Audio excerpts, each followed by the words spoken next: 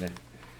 자, 이번 시간에는 태웅수산, 모의고사 1회의 회사가 태웅수산이고요. 통조림을 도소매하는 법인으로 되어 있습니다. 자, 이 박균 시험이 어떻게 출제되는지 한번 보도록 하겠습니다. 자, 기초정보관리 이해라는 문제가 나와 있는데요. 첫 번째 문제, 사업자 등록증에 의해서 회사 등록 수정해라. 태웅수산은 업종 중에 종목을 변경하고 관할 세무서로부터 사업자 등록증을 정정 교부받았습니다. 종목이라는 건 지금 이걸 바꿨다는 거죠. 사업자 등록증 내용을 확인하여 변경 내용을 수정하고 국세환급금 계좌 등록을 수행하시오. 요즘 문제에서 국세환급금 계좌 등록 아주 자주 나오는 것 같습니다. 자, 그러면 회사 등록에 가보셔가지고 여러분이 이제 우리가 백데이터를 설치했기 때문에 회사 등록에 회사가 지금 여러 개가 있습니다만은 여러분이 시험 보는 당일에는 회사는 하나밖에 없습니다. 자, 여기 종목이 보니까 업태를 보니까 업태와 종목에 변화가 생겼죠. 네. 업태는 도소매 그대로네요. 근데 종목이 가공수산물이 아니라 통조림으로 고쳤습니다. 그리고 국세환급금 계좌 여기 18번에다 입력을 해주십니다. 국민은행 검색하시고 지점은 타자를 합니다. 계좌번호도 하이폰까지 넣어서 타자해 주시면 됩니다.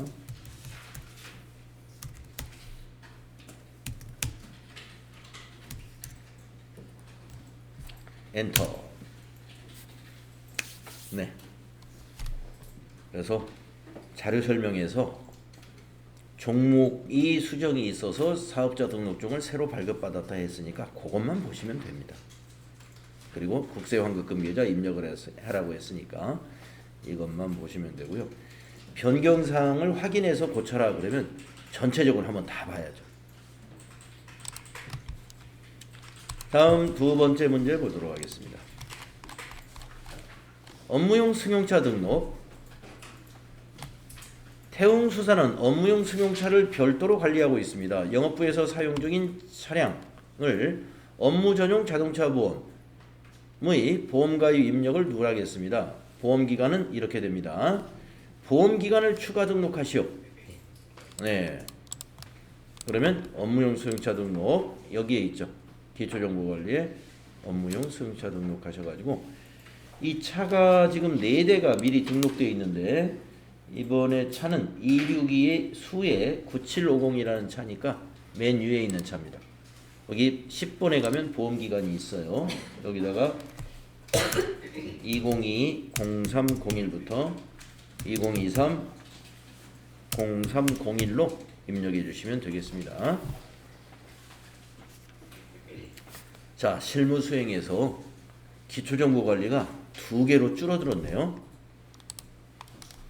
예. 뭐 이건 어디까지나 모의고사니까 실제로 8월 첫 시험이 이렇게 나올지는 이제 아직은 확실하진 않지만 그래도 다 미리 정보를 입수해 가지고 이렇게 만들어 놓은 거니까요. 거의 맞을 겁니다. 다음에 이제 거래자료 입력 문제를 보겠습니다. 또 하나 특이한 것은 뭐냐? 우리가 그동안 6월까지 시험은요. 각 문항마다 실무 수행에서 여기에 배점이 다 점수가 적혀 있었어요. 점수가 없다는 것이 좀 있습니다. 그러면 어디서 점수를 주는지 보겠습니다. 그러니까 일단은 이거를 입력하는 거에는 배점을 주지 않고 나중에 뒤에서 말이죠. 조회하는 문제를 내 가지고 거기에 점수를 다 부여를 했더라고요. 그러니까 뭐냐면은 실무 수행 하나하나에 대해서 채점은 안 하는데 나중에 조회했을 때 이걸 잘못하면 조회 결과가 틀리게 나오겠죠. 거기에서 점수를 배점을 주었어요. 그래서 우리가 이것을 아무렇게나 하면 안 되고요. 이걸 틀리게 하면 뒤에 조회하는 문제에서 들통이 나게 돼 있다. 이렇게 판단을 하면 되겠습니다. 자, 이제 거래자료 입력 문제 첫 번째. 3만원 초과 거래 자료에 대한 영수증 수치 명세서 작성. 해본 적이 있죠? 자, 매장 입구에 비치할 항균 물티슈를 구입하고 현금으로 지급했습니다. 회사는 이 거래가 지출증명서의 미수치 가산세 대상인지를 검토하려고 합니다. 거래 자료를 입력하시오. 비용으로 처리하라. 자, 물티슈. 무슨 비용이 적당할까요? 소모품비. 예, 그렇죠? 소모품비.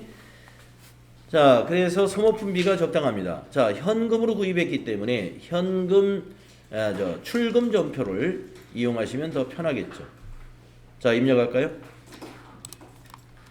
일반 전표 입력하셔가지고 영수증의 날짜를 보니까 4월 1일입니다. 그래서 4월 1일로 입력하시고 구분은 1번 출금, 계정 과목은 소모품비, 매장이니까 800번대 830번 엔터로 쭉 가가지고 금액은 45,000원. 이렇게 하면 평가 문제 1번은 끝났습니다. 차변의 소모품비 비용 발생, 대변의 현금 자산 감소. 수행 과제가 하나 더 있죠. 영수증 수취명세서 1과 2 서식을 작성하시오. 그러면 영수증 수취명세서도 우리 많이 연습했죠? 네, 결산 이 박스 안에 있습니다. 영수증 수취명세서 클릭하시고 두 개가 입력되어 있어요. 네, 세 번째 줄에다 입력하시면 되겠습니다. 날짜 202 04 01. 상호는 환한 세상.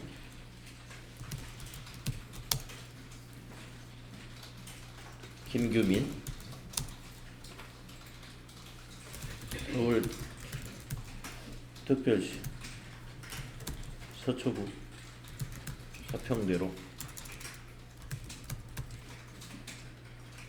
20길 7. 사업자 번호 127 40 917 58. 거래금액 45,000원. 자, 구분해서 말이죠. 농어민과의 거래도 아니고 국가와의 거래도 아니고 전기통신 방송 영역도 아니고 말이죠. 네, 우리가 물티슈 산 것은 여기에 해당되는 게 없습니다. 그래서 구분을 그냥 지나가세요.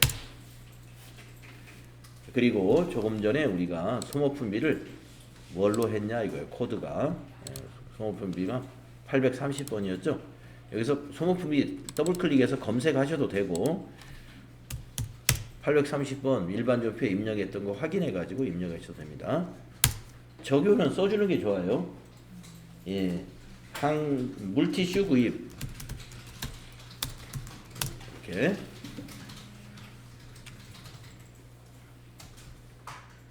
항균 물티슈 해도 좋고요. 이렇게 입력해 주신 다음에 그 다음에 할 일이 뭐냐면 영수증 수취명세서 1과 2를 작성하라고 했단 말이에요. 그러면 2에다가 입력을 한 다음에 2를 눌러야 돼요. 2를 눌렀을 때 여기 총계가 아직 2건으로 나온단 말이에요. 그래서 명세서 2 불러오기 이걸 눌러야 3건으로 조정이 됩니다. 자, 3건 이렇게 해놓고 닫으면서 저장을 마무리해야 돼요. 저장하시겠습니까? 예. 네. 그래서 영수증 수취명세서는요 2번 탭에다 입력은 하고 1번 탭에 가서 불러오기. 그래야 그 건수가 거기에 반영이 되고 저장해 두어야 되겠습니다. 영수증 수취명세서 1과 2 서식을 작성해라. 예, 이 의미를 여러분이 알고 계시면 되겠다 하는 거죠. 다음은 2번 문제 보겠습니다. 통장사본에 의한 거래 입력. 통장사본에 의한 거래 입력. 자, 보통예금 거래 내역이 있습니다. 4월 20일 날 맡기신 금액 500만 원. 네. 내용을 한번 보아야 돼요. 자료 설명을 빨리 읽어 보시는 거예요. 자료 설명을. 수연 유통에 대한 외상대금 400만 원과 상품 매출 계약을 위한 계약금 100만 원이 신한은행 보통예금 계좌에 입금이 되었습니다. 자, 수연 유통에서 500만 원이 입금이 됐는데 그 중에 400만 원은 외상대금 그리고 계약금이 100만 원이다 이런 얘기입니다. 자, 그러면 차변의 보통예금, 대변의 외상매출금과 100만 원은 뭐예요? 선수금, 그죠? 자, 입력합시다. 4월 20일 날짜 고치시고 차변의 103번 보통예금이고요.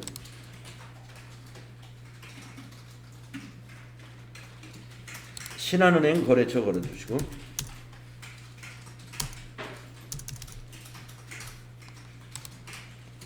500만 원 입력하시고 대변에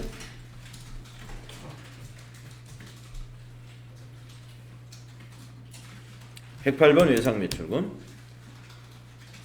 거래처는 수연유통 400만 또 대변에 선수금 수연유통 01104 100만 대변에 있는 외상매출금과 선수금은요 거래처 코드를 수연유통으로 꼭 넣어주시고 차변의 보통예금에도 거래처 신한은행 코드 꼭 넣어주셔야 되겠습니다.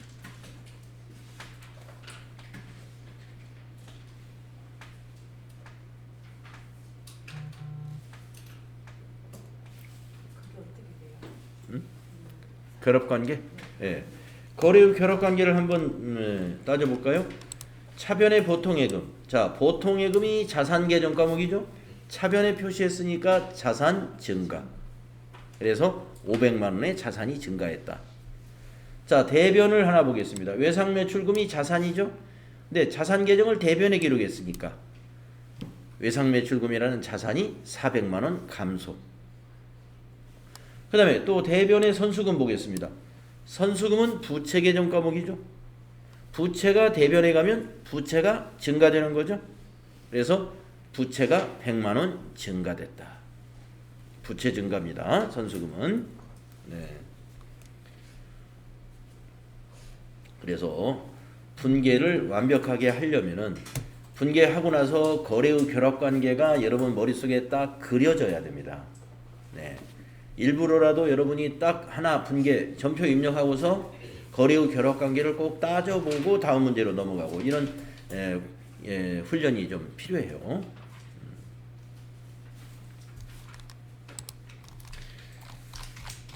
다음에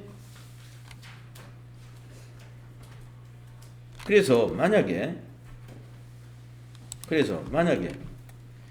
이런 거래를 딱 놓고요. 제가 이렇게 질문을 한번 해보겠습니다. 이 거래를 놓고 제가 질문을 던져볼게요. 자, 누구부터 질문을 할까요? 중간부터. 여기 보니까 어제는 이렇게 올라오다가 어디서 끊겼어요. 여기서부터 한번 좀. 이꽃님. 네. 자, 무슨 질문을 제가 할 거냐면요. 지금 이 거래에서 손익에 영향이 있어요, 없어요? 없습니다. 네. 왜 없어요? 물건을 다 만들어서 우선 계약금을 받아서 네. 진행이 되기 전이라고 한 거 아니에요? 매출이나 완전히 아무튼 결론적으로 답은 맞았는데 설명이 좀 부족했어요. 자, 그 뒤에 분. 네. 설명을 한번 해보세요. 왜 손익에 영향이 없습니까? 이 거래는. 손익이라는 건 이익에 영향이 없다 이 말이에요. 이익에. 네? 대변이랑 차변은 언제나 똑같아야 되는데요. 네, 설명이 좀 그 설명은 아닌 것 같아요. 그 뒤에 분. 그거는 재무상태표를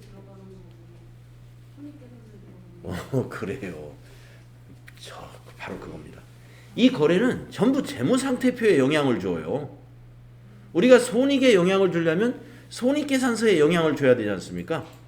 손익계산서에 영향을 주는 거래는 수익이나 비용의 변화가 있어야 돼요. 근데 이거 보다시피 자산, 부채밖에 없습니다. 그래서 손익에 영향이 없다. 이유는 손익거래가 아닌 거예요. 수익과 비용의 변화가 없기 때문에 네, 전부 재무상태표에만 변화를 줍니다. 자, 또 한 번 질문을 하겠습니다. 유소영님, 유소영님 어디 계시죠? 예, 유소영님. 자, 이 거래에서 말이죠. 자산 총계에는 어떤 변화가 있는지 말해볼까요? 자산 총계.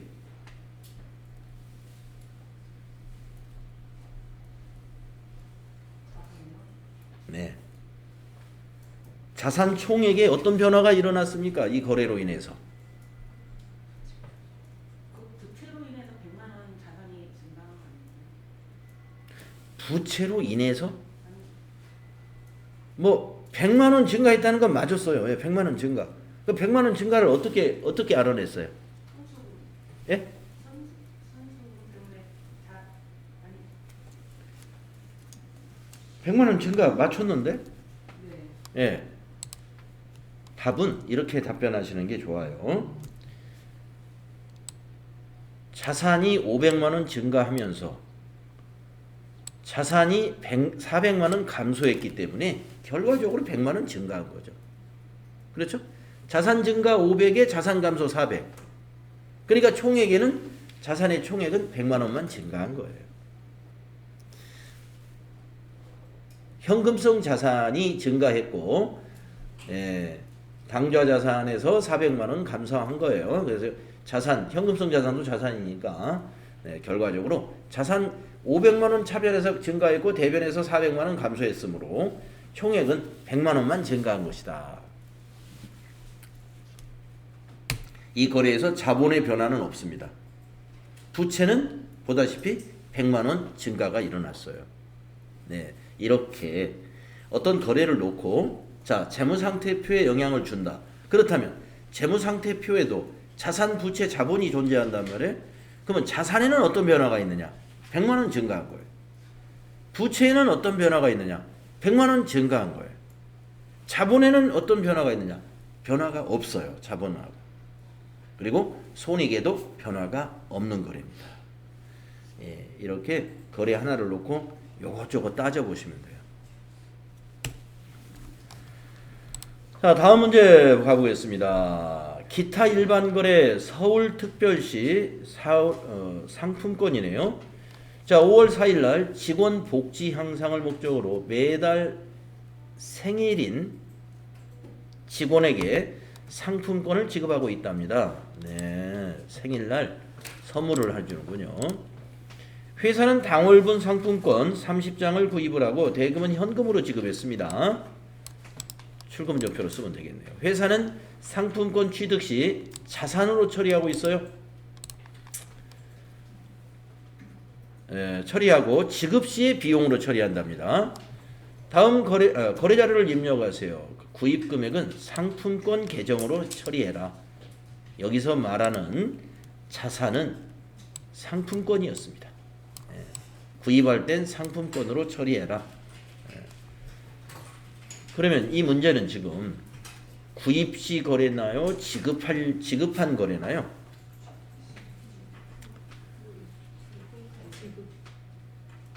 구입한 거래죠? 예.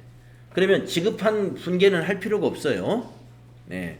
구입 시 회계 처리를 해주면 되겠습니다. 자, 30장을 샀습니다. 10,000원짜리 30장. 그러면은 5월 4일 날 샀으니까요. 일반 전표 날짜를 5월 4일로 바꿔주시고 출금 전표 한 다음에 상품권 142번에 만들어져 있네요. 자, 10,000원짜리 30장이면 얼마예요? 30만 원이라고 입력해야 되겠네요. 예. 1만원권 30장. 그래서 차변의 상품권 자산 증가, 대변의 현금 30만원 자산 감소.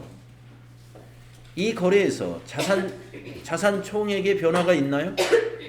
예, 자산 총액의 변화는 없습니다. 다만 자산 내에서 상품권이라고 하는 자산은 증가했지만 현금은 감소했습니다. 현금은. 자, 여러분, 상품권이라는 자산은 현금성 자산으로 볼 수 있을까요? 볼 수 있습니다. 상품권은 현금이나 마찬가지예요. 바로 이게 지금 서울특별시 상품권이면 여기 이제 쓸 수 있는 영역이 있겠죠. 거기 가면 바로 현금이에요. 그래서 10,000원짜리 상품권 가가지고 8,000원어치 사면 2,000원 현금으로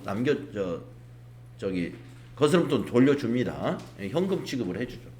그래서 이것도 현금성 자산이에요. 자, 그러면 질문을 한번 해보겠습니다. 이 문제의 설명에서 상품권을 생일자에게 지급할 때 비용 처리한다라고 했어요. 비용 처리한다. 자, 오늘 생일자 한 명이 있어가지고 2장을 지급했다고 한번 보겠습니다. 예. 4월 27일 날 생일자가 있어가지고 2장이 너무 약한가요? 아무튼 2장을 지급했어요. 그러면 분계가 어떻게 될까? 한번 질문을 한번 해보겠습니다. 2장을 오늘 지급했다. 그럼 분계를 어떻게 해야 될까? 양송이님? 네네. 아까 답변하셨네. 예. 그러면 박주영님? 네. 분계 한번 해볼까요?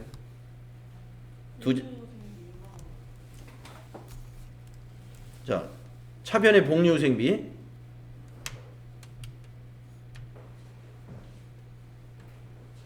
2만원 맞죠? 대변은요? 응? 대변은? 그렇죠. 상품권. 네, 상품권 2만원 이렇게 회계 처리하는 거예요. 생일자에게 지급하는 날은. 그 문제에서 뭐라 그랬냐면, 네, 회사는 취득할 때 자산 처리하고 지급 시 비용으로 처리하고 있다. 그러면 생일자에게 상품권 주는 거는 복리후생비 처리하면 적당한 거죠. 예. 그리고 요 자산을 감소시키는 거죠. 상품권이 이제 자산이 감소하는 거죠.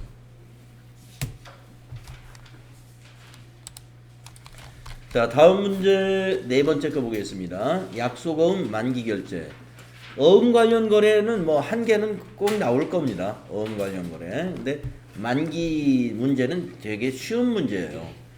여러분 실수할 수 있는 문제가 배서 양도 같은 거, 아니면 할인, 금융기관에 할인한 거. 이 할인한 거는 이 매출채권 처분 손실 개정 과목이 기억이 안 나서 못했다. 이런 소리 참 많이 하고요. 배서 양도는 거래처를 그냥 하나로 전부 넣어가지고 다 틀려요. 예. 배서 양도는 거래처가 서로 달라요. 자, 만기는 상당히 쉬운 거래입니다. 자, 자료 설명 보겠습니다. 상품 구입 대금으로 발행한 어음의 만기일이 도래하여, 발행한 어음이니까 우리 지급어음이잖아요. 그 지급어음이 만기가 도래해서 국민은행 당좌예금에서 인출이 되었습니다.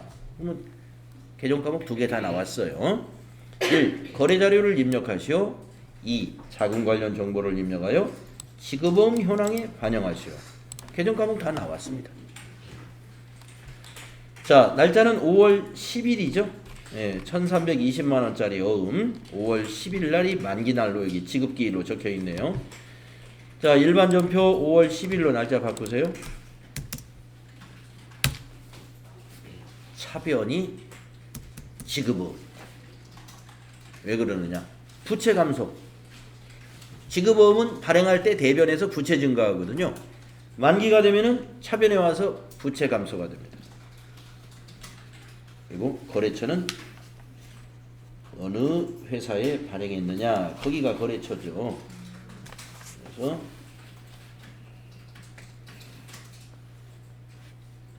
어음을 봐야 거래처를 알 수 있겠네. 누구 귀하예요? 예, 정민유통 거기다 우리가 발행한 거예요. 1320만 원. 대변은 102번 당좌예금. 국민은행으로 코드 걸어주시고.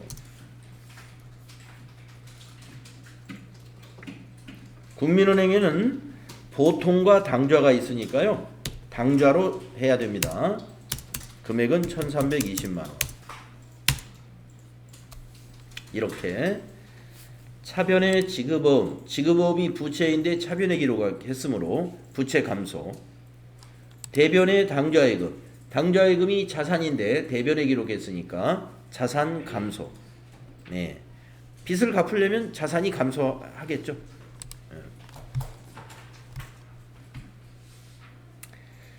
지급어음줄을 클릭한 다음에 F3을 누릅니다.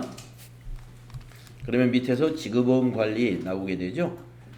결제, 결제 그대로 두고 어음 번호를 더블 클릭을 해서 5월 10일이 만기 어음 찾아지면은 선택 누르면 끝났어요. 만기 결제 문제는 어음 번호에서 검색만 해서 선택만 누르면 더 이상 할 것이 없습니다. 굉장히 간단하죠.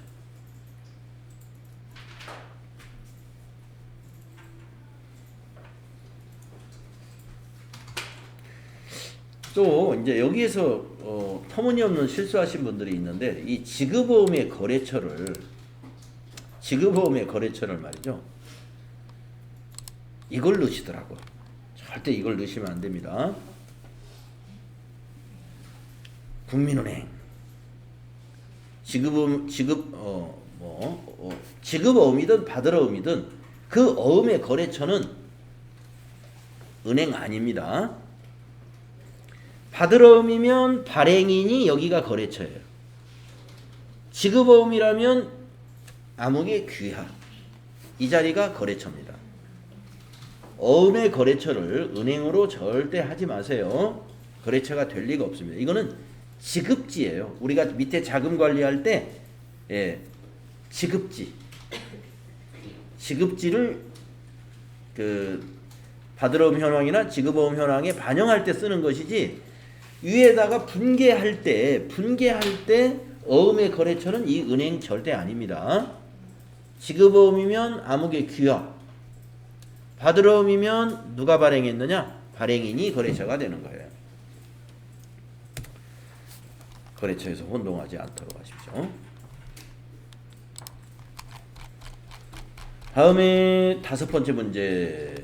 자, 거래자료 입력 문제가 지금 5번째네요. 통장 사본에 의한 거래 입력 및 통장 잔액 확인이라고 되어 있습니다. 자, 자료를 설명을 먼저 읽어요. 자료 1은 만기가 도래한 정기예금 수령하고 하나은행으로부터 받은 입금점표이다. 자료 2는 정기예금 만기 금액하고 이자 소득이 국민은행 보통예금 계좌로 입금된 내역이다. 세 번째, 이자 소득에 대한 원천징수세액은 고려하지 않는다. 은행에서 원천징수를 안 했나 봐요. 거래자료를 입력하시오. 하나의 거래로 입력할 것. 자, 그러니까 정기예금이 만기돼 가지고 그대로 이자하고 합쳐져 가지고 보통예금에 들어왔다는 것입니다. 그러면 이자는 이자 수익이죠.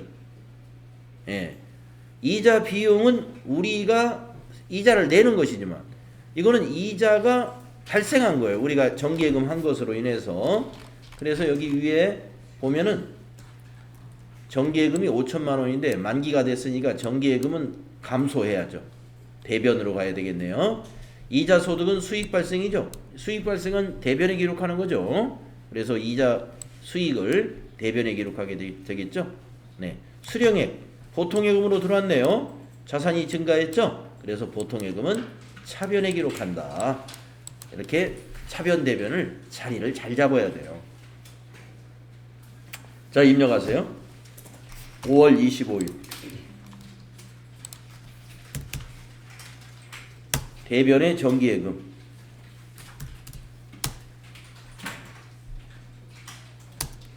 거래처 넣어야 됩니다. 하나은행의 정기예금이죠. 98004입니다. 5천만원.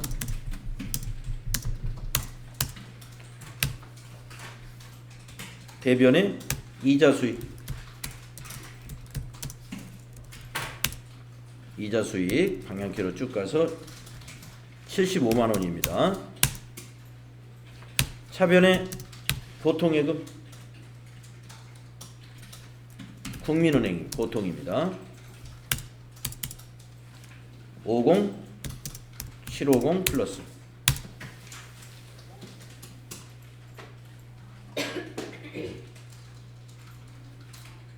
네, 이 정도 할 수 있죠, 여러분. 착오 없이.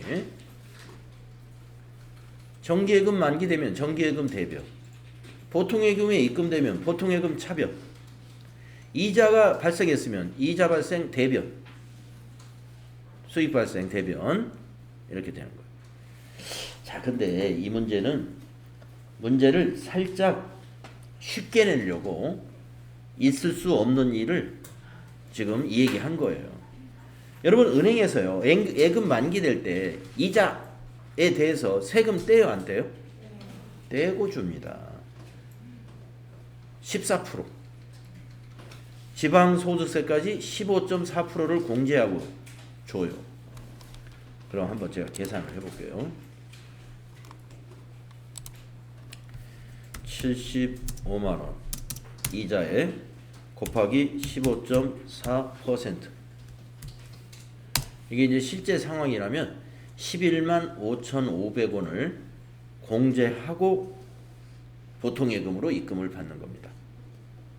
그러면 11만 5,500원을 제가 저기 뭐에서 빼야 돼요? 이자 아니죠. 보통예금에서 빼야죠. 이자 수익은 75만 원 발생한 거예요. 근데 돈 들어오는 게 75만 원이 다 이자가 들어오는 게 아니라 15만 5,500원을 빼야 되니까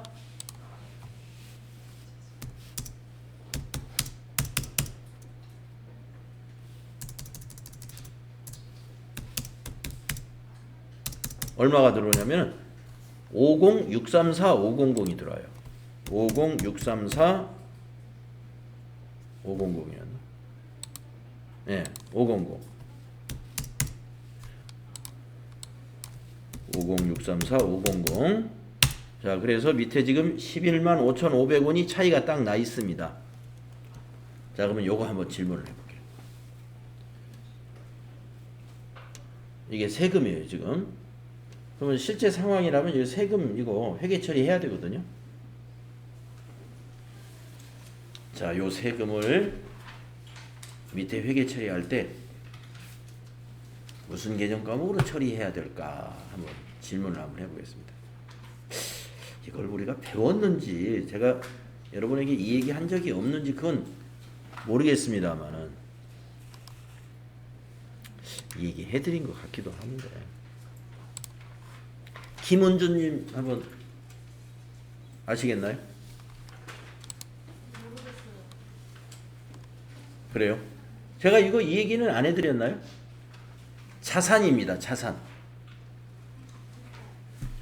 자산이고 선자가 들어갑니다. 선납?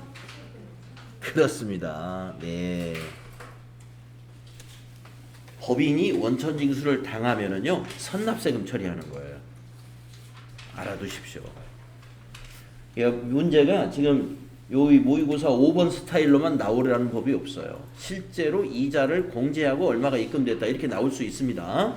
그러면 이자 공제한 거 이자 공제란다. 세금 공제한 거 선납세금으로 자산 잡아야 돼요. 제가 아마 여러분들 결산 분계 때 이 얘기를 하지 않았을까 싶은데 우리 결산 분계에 보면은요 그 수동 결산과 자동 결산이 있지 않습니까? 수동 결산에서 선납세금을 정리해야 된다. 그 내용이 있었을 거예요. 그리고 자동 결산에서도 법인세 추정액을 결산 자료에 입력할 때 선납세금 빼고 입력해야 된다.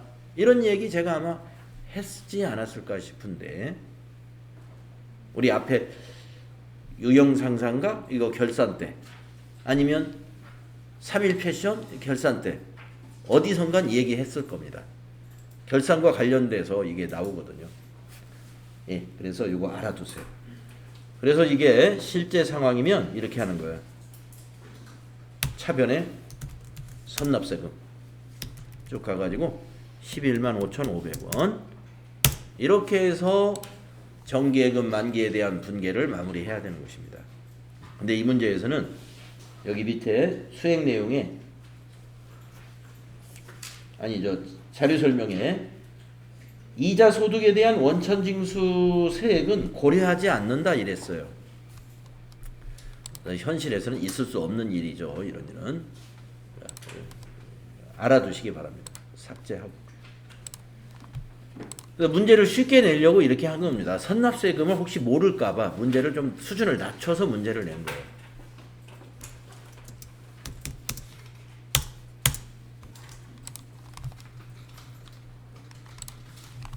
자, 이 FAT 1급은 이제 회계가 약간 완전 기초는 아니지만 그래도 약간 기초이기 때문에 수준을 좀 낮추려고 했던 거고요. 여러분이 나중에 이제 TAT 2급에 가면 그런 거 없어요. 예, 실제 상황과 똑같은 상황으로 문제를 내는 것이죠. 자, 보니까 5문제를 냈네요. 거래자료 입력 문제. 전부 다 일반 점표에 입력하는 문제를 5개를 쭉 냈어요. 예. 이거 한 문제 하는데 1분도 안 걸립니다. 이런 문제. 다다닥 입력하면 거의 한 40초면 다 해요. 5문제면은 한 3분 정도면 다 하겠네요. 자, 부가가치세 문제를 이제 보겠습니다. 부가가치세 문제 첫 번째 문제. 거래명세서를 주었어요. 기존의 문제도 부가가치세 첫 번째 문제를 거래명세서를 줍니다. 1번 상품을 공급하고 발급한 거래명세서이다. 대금 중 100만원은 국민은행 보통예금 계좌에서 받았고 잔액은 월말에 받기로 했다. 혼합분계해야 되죠. 매입 매출 자료를 입력하시오. 전자세금 계산서 발행 및 내역 관리를 통하여 발급 전송하시오. 전자세금 계산서 발급 시 결제 내용 및 전송일자는 고려하지 말 것. 이거 여러분 많이 해본 문제입니다. 자, 매입 매출 전표 1월 11일로 입력하시고 매입 매출 전표 1월 11일로 입력하시고 유형은 11번 과세 매출, 품명은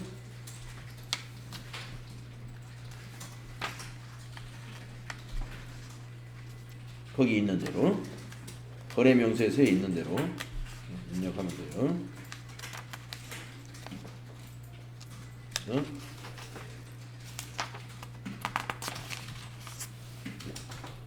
골뱅이 통조림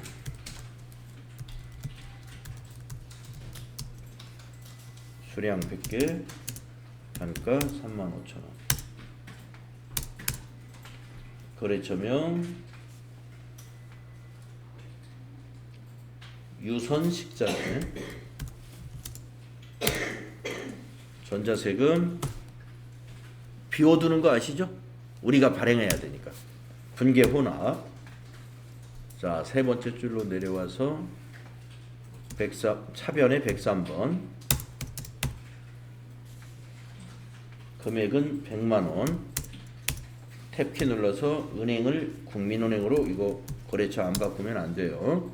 국민은행 보통 내려와서 또 차변 월말에 받기로 한 것은 108번 외상매출금 285만원. 탭키. 자, 혼합분계 하셔가지고 차변을 보통예금 100만원과 외상매출금 285만원으로 입력을 해야 되는데, 보통예금 거래처 은행으로 바꾸는 거 깜빡해서는 안 됩니다. 그리고 나서 이제 세금계산서, 전자세금계산서 발급 전송하러 가야죠. 자, 여기서 합니다. 전자세금계산서 발행 및 내역관리. 날짜 1월 11일. 1월 11일. 밑에서 엔터 3번. 여기 체크하시고 저 위에 있는 전자발행 누르고 확인 누르죠. 그리고 발행 눌러주죠. 그리고 확인 눌러주고 국세청 전송하는 메뉴 아카데미 전자세금계산서 눌러주죠. 그리고 로그인 눌러주시고 여기 미전송 체크하고 매출조회 누릅니다. 네. 그리고 나서 발행 눌러야죠. 확인. 또 한번 확인해요. 요거 다 발행 누르기 전에요. 네네. 그 전자세금계산서 보면 현금 커서가 깜빡깜빡 거리거든요. 여기서 이미 현금을 지금 받고 일부가 네. 예상 미수금이 된 거잖아요. 네네네. 여기서는 입력을 안 해도 돼요. 아, 요 밑에 입력하는 거요? 아니 발행하기 전에 그 미전송 체크하고 조회를 하잖아요. 아카데미 전자세금계산서 여기? 네네. 거기 가서 예. 한 다음에 미전송 체크하고 매출조회 누르죠? 매출 조회하면은 그때 뜨는 세금 계산서가 있어요. 그때 뜨는 세금 계산서에 그 밑에 보면은 현금에서 커서가 깜빡깜빡 거려요. 깜빡깜빡 거리는데 지금 같은 경우 현금을 받았고 예상 미수금이 285만 원이잖아요. 네. 여기서는 한번 제가 그렇게 한번 해보겠습니다. 요거 취소 일단 시켜놓고, 네, 어떤 말씀인지 한번 제가 상황을 한번 볼게요. 자, 취소 시켰어요. 자, 요걸 체크해가지고 아카데미 전자세금계산서에 가서 로그인 누른 다음에 미전송 체크하고 매출 조회를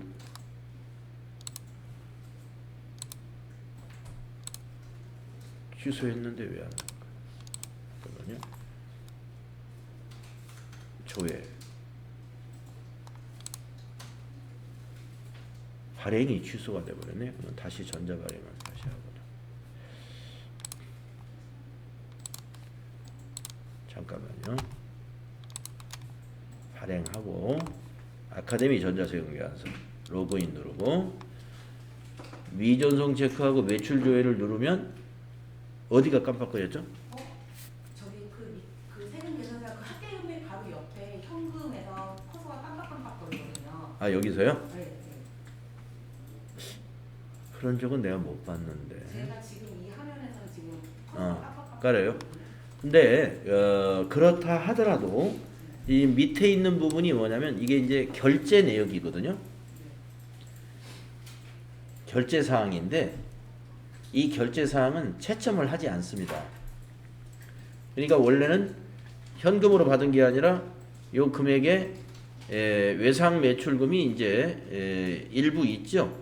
외상 매출금. 그리고 나머지는 저 보통예금으로 받았으니까 보통예금 받은 거 그냥 여기다 입력해주고, 그다음에 외상은 여기에 나타내야 그게 이제 정상적인 결제 내역을 표시한 세금계산서가 되죠. 우리 AT 시험에서 요거를 반영을 하지 않아요. 그러니까 이건 무시하셔도 되고요. 그러면 이거를 입력해서 제대로 표시해가지고 세금계산서 발행하려면 어떻게 해야 되느냐? 전송하는 단계에서는 안 되고요. 자, 일단은 전송해 버릴게요. 전송하는 단계에서는 안 되고 여기서 전자 발행을 이렇게 눌렀을 때 전자 발행을 눌렀을 때 전자 발행을 눌렀을 때가 아니라 요 밑에 있죠. 이걸 체크해 가지고 요 밑에다 입력해 주는 겁니다. 요 밑에다가 결제 사항을 여기다 입력해 가지고 전자 발행을 실행을 시키면 돼요. 자, 그런데 AT 시험에서 그 부분은 여기 이렇게 나오죠. 단 전자세금계산서 발급 시 결제 내역, 그리고 전송 일자, 이거는 고려하지 말라. 네. 그래서 거기를 정리 안 하고 그냥 넘어가 버리는 겁니다. 자, 쉬는 시간 가져야 되겠습니다. 그래서 여기까지 하고 또 지금 시간이 23분이에요. 25분이라고 보시고